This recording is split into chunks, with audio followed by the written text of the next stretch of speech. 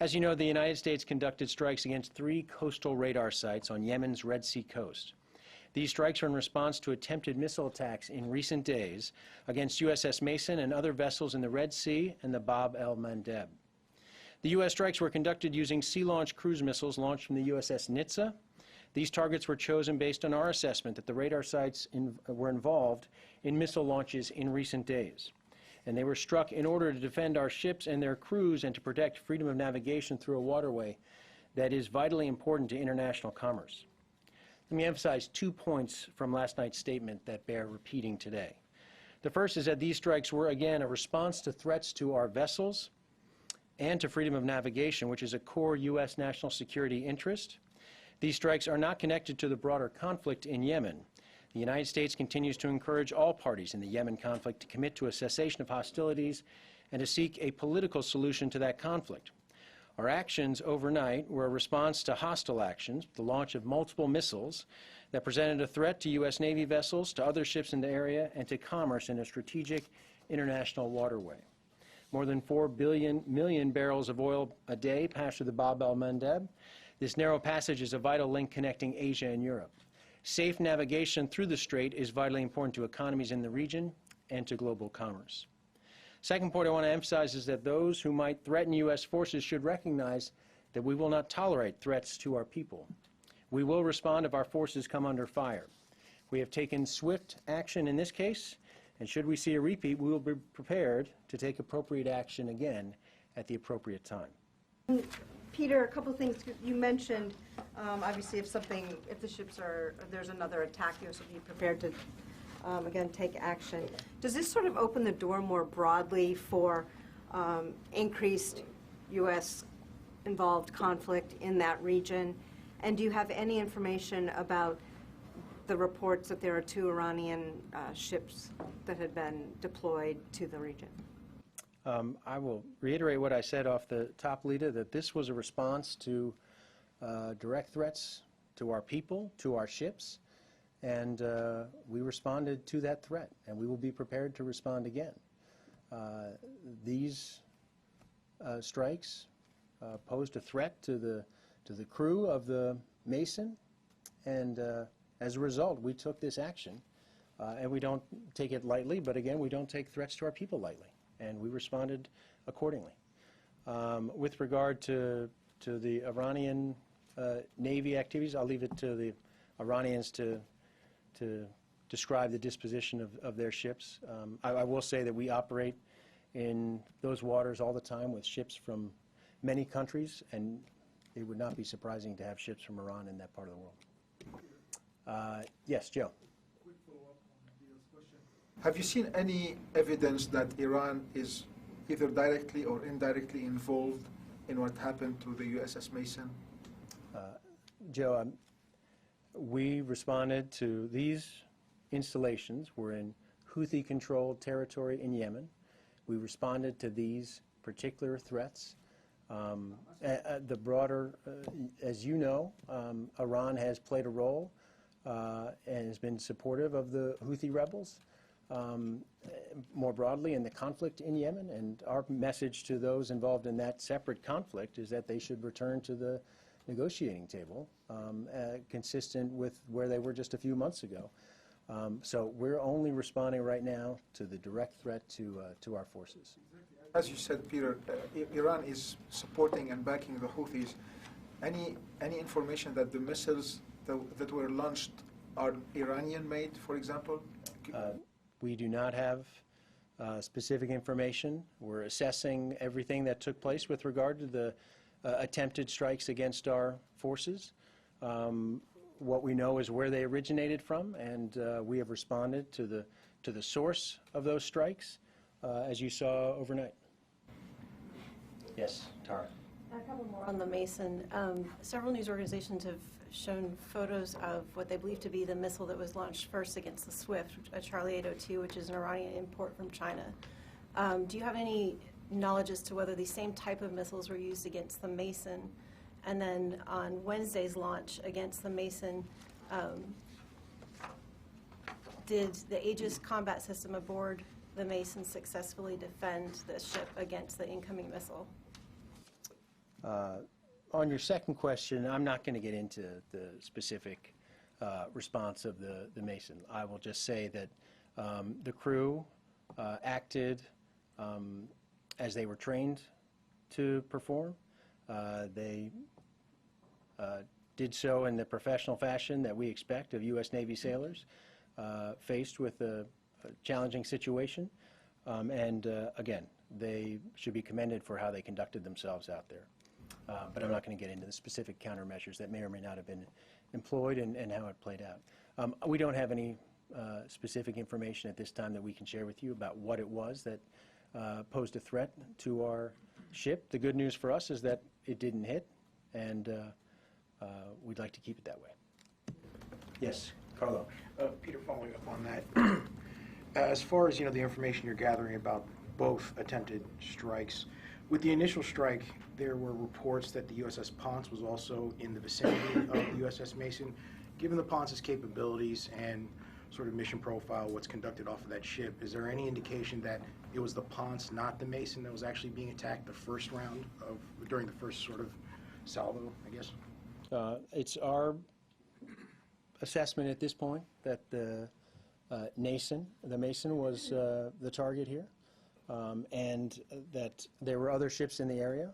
And what's really most important here is that from the viewpoint of our sailors and that crew, they felt they were being threatened, and they responded accordingly. And needless to say, we have responded further to that threat and to the fact that we have now seen 2 attempts to try and target U.S. vessels in that region. And we want to make crystal clear that if you threaten our forces, you threaten our ships, we will be prepared to respond as we did in this case. Yes, Barbara, welcome back.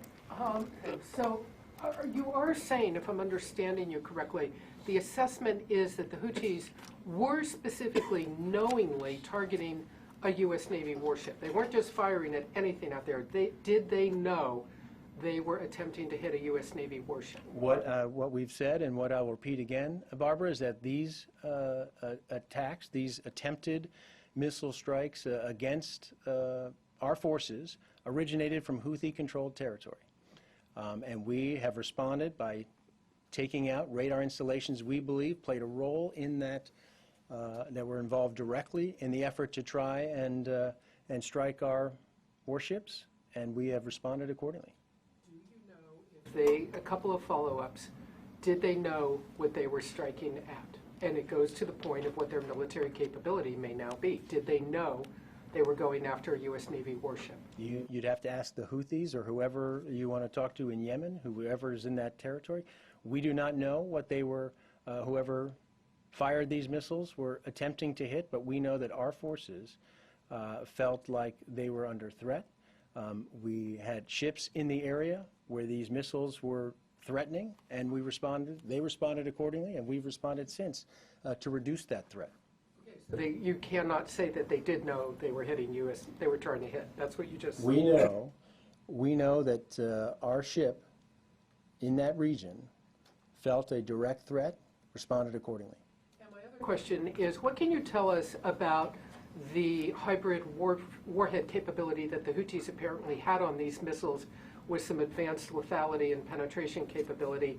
How could they have possibly done such a hybrid warhead without some help? What role do you believe the Iranians may have played? I'm not sure what you're referring to in terms of information about weaponry that may have been deployed here. I haven't spoken to what was fired into the Bab el-Mandeb because we are still trying to assess it ourselves. So I'm not sure I can comment on what you're talking about. Let me just rephrase it then. Let me try that again in a different way. What is the U.S. military assessment at this point about Iran's involvement, and why did the military wait a couple of days after the first attack, knowing it was vulnerable, knowing these radars were targeting them? Why did you wait and let a second attack potentially happen? Why not go after it all right away? As we said at the time, we respond at an appropriate time in an appropriate manner, and we've done so. Was it risky to wait? And Barbara, we have, we don't take this action lightly, both the threat against our ships, likewise our response to it.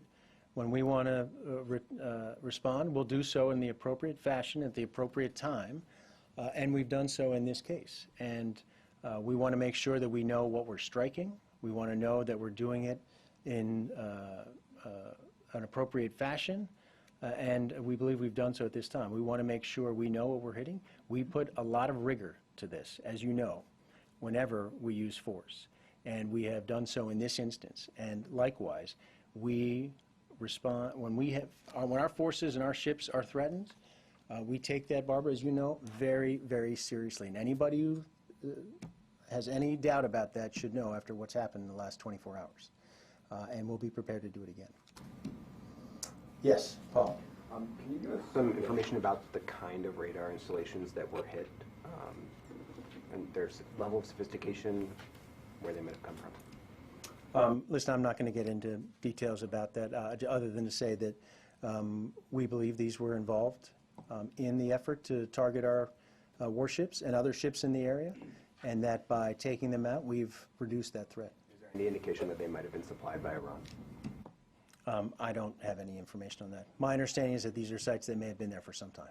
These were sites that belonged to the former government of Yemen. I believe that's right, David. And sorry, just to follow up on, and you said at the top that if this was our strikes were in response to strikes against the USS Mason and other vessels.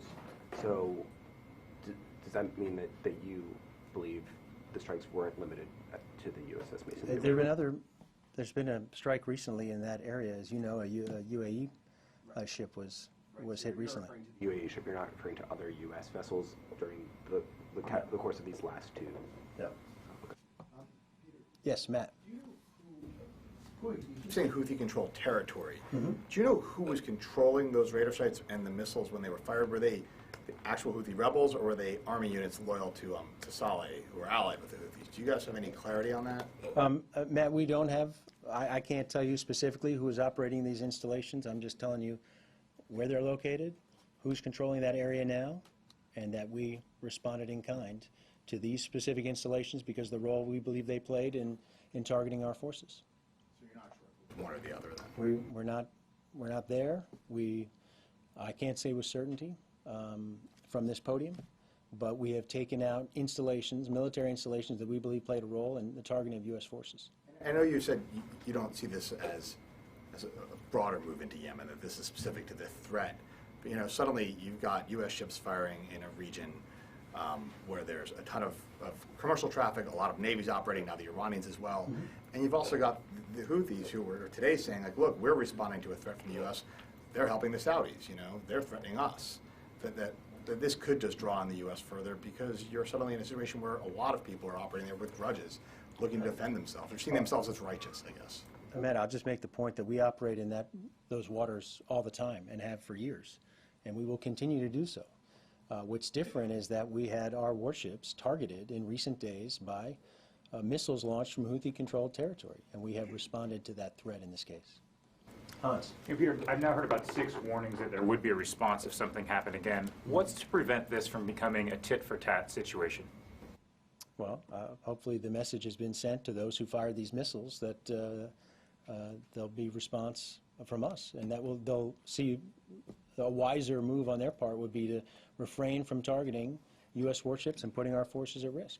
And when you look at potential targets inside Yemen, are you confident that you have all the radar facilities out? Are there additional targets, or is it just unique to these three sites?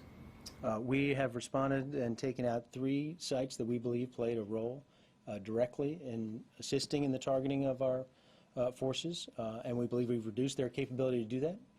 Reduced but not eliminated? We'll see. We'll see. We would be prepared to respond further, but we believe we've taken action that will reduce their ability to carry out these kinds of attacks, and we certainly hope they understand that we will be prepared if need be.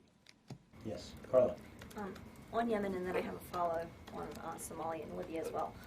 But on Yemen, you said that you could not say with certainty from the podium who actually had these radar capabilities.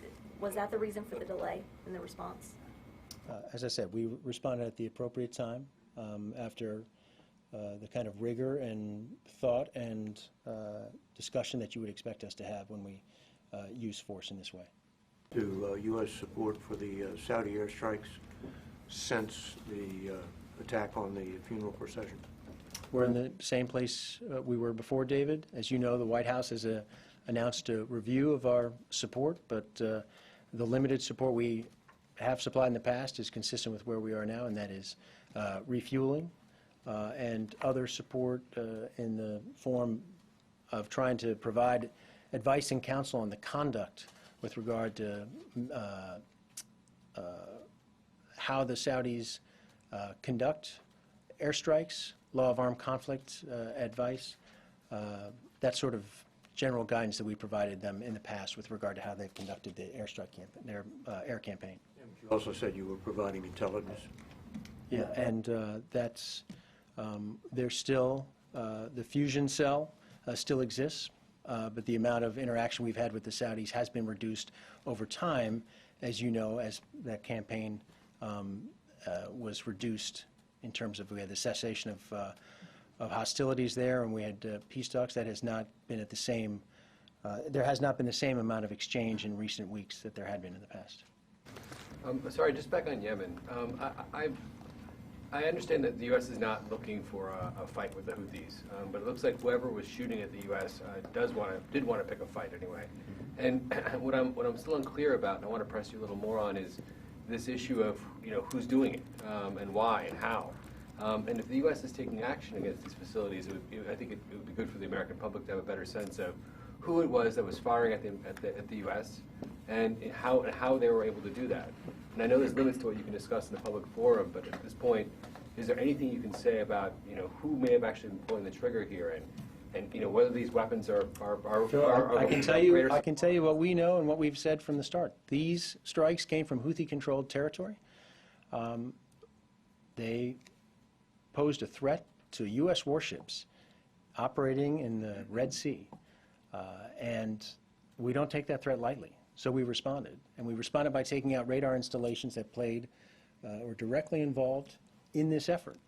And again, we don't know who was pulling the trigger, if you will, specifically. You can be sure that we're still trying to assess exactly what happened here and the threat, if there is still a threat, posed to our ships that remain in that area.